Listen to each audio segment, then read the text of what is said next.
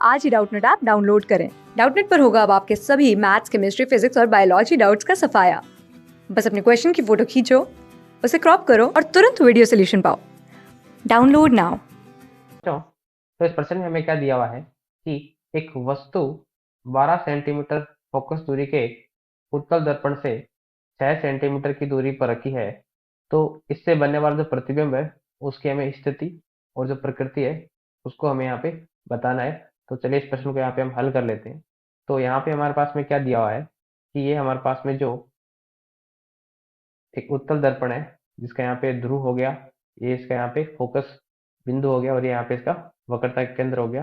तो यहाँ पे हमने क्या कर दिया, इसके ध्रुव से हमने कुछ दूरी पे हमने क्या रख दिया है, कैसे वस्तु रख दी। और जो वस्तु कितनी दूरी पे रखी है वो हमें बता रखा है यहाँ पे 6 सेंटीमीटर की दूरी पे। तो हमारे पास जो वस्तु है वो कितनी दूरी पे यहाँ पे 6 सेंटीमीटर की दूरी पे रखी गई है। अब यहाँ पे सबसे पहले इसका आरेख बना लेते हैं कि इसका प्रतिबिंब कहाँ पे बनेगा। तो यहाँ पे हमने प्रकाश की एक समानांतर किरण जो कि मुख्य के समांतर है वो हमने इसके ऊपर आपतित की।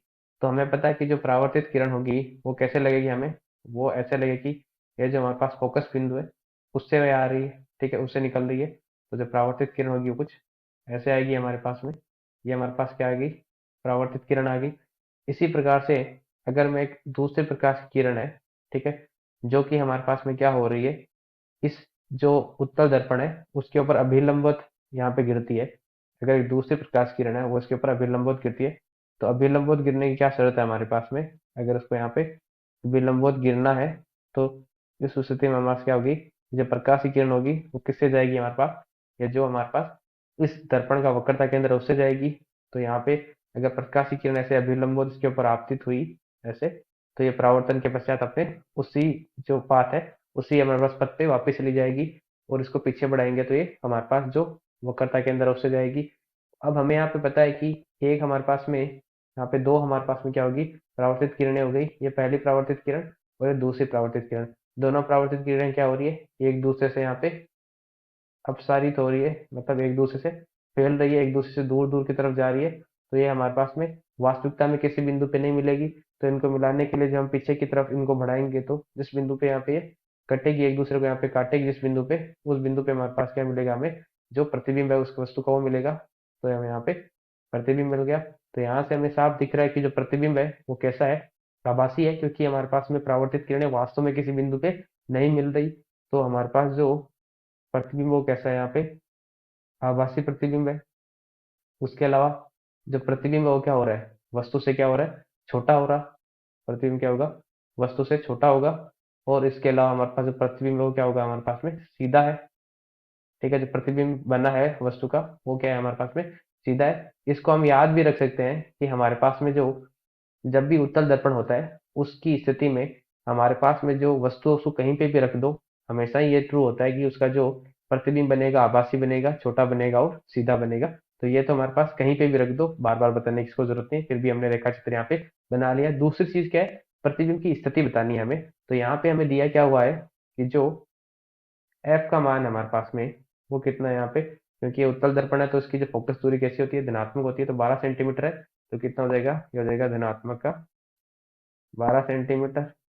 और जो वस्तु की स्थिति कितनी दे रखी है, 6 सेंटीमीटर। तो यू का मान हमारे पास में दे रखा है 6 सेंटीमीटर। इसका चिन्ह की अगर हम बात करें तो हमारे पास जिस दिशा से प्रकाश की किरणें आ रही है इस दर्पण पे आपतित होने के लिए, उसकी विपरीत दिशा में हम ये दूरी है वो माप रहे हैं।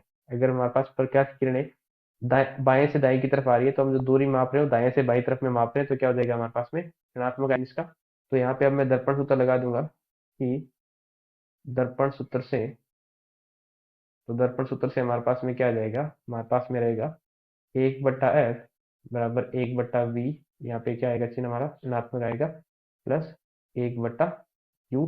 तो यहाँ से हमारे पास में किसका मान निकालना है, हमें प्रतिबिंब की स्थिति निकालनी है। हमारे पास में क्या हो जाएगा, 1/f का मान कितना है, f का मान है धनात्मक 12 बराबर 1 हमारे पास में जो v है, v का मान हमें ज्ञात करना है, प्लस 1/u का मान क्या है, ऋणात्मक का 6। तो यहाँ से हमारे पास में जो 1/v का मान आएगा वो क्या आएगा, वो आएगा 1/12। और ऋणात्मक का 1/6 जाके जुड़ जाएगा, रह जाएगा प्लस 1/6 हो जाएगा। तो यहाँ से अगर हम लघुत्तम लेंगे तो लघुत्तम कितना आएगा, 12 और 6 का 12 आ जाएगा। 12 को 12 में भाग दिया एक बार, 1 को 1 से गुणा किया 1 आ गया, प्लस 6 का 12 में भाग दिया 2 बार, 2 को 1 से गुणा किया 2 आ गया। तो कितना हो जाएगा हमारे पास, ये आ जाएगा 3/12, या फिर इसको हम यहाँ पे 3 से 12 4 बार कट जाएगा तो लिख देंगे 1/4।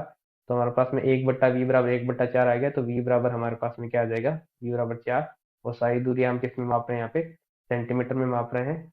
तो हमारे पास में जो प्रतिबिंब है उसकी स्थिति क्या आ जाएगी, वो आ जाएगी हमारे पास में धनात्मक 4 सेंटीमीटर। धनात्मक क्या दिखा रहा है कि हमारे पास ये जो क्या नाम है, ध्रुव होता है ना, इस ध्रुव से हमारे पास में जो धनात्मक दिशा में कितना 4 सेंटीमीटर पे, तो ध्रुव से धनात्मक दिशा में मतलब इधर, ठीक है, जिस दिशा में प्रकाश गिर रहा है उस दिशा में कितना 4 सेंटीमीटर पे, ठीक है। तो प्रतिबिंब की स्थिति क्या आ गई, हमारे पास जो दर्पण है उसके पीछे, ऐसा भी बोल सकते हैं, दर्पण से 4 सेंटीमीटर पीछे की तरफ होगा, और जो प्रतिबिंब वो कैसा होगा, आभासी होगा, सीधा होगा, और हमारे पास में जो वस्तु उससे छोटा होगा। यही इस प्रश्न का हमारा सही हल हो जाएगा। धन्यवाद बच्चों। क्लास 6 से 12 से लेके नीट, IIT, जेई मेंस और एडवांस के लेवल तक 10 मिलियन से ज़्यादा स्टूडेंट्स का भरोसा। आज ही डाउनलोड करें डाउटनेट ऐप या व्हाट्सएप कीजिए अपने डाउट्स 8400 400 400 पर।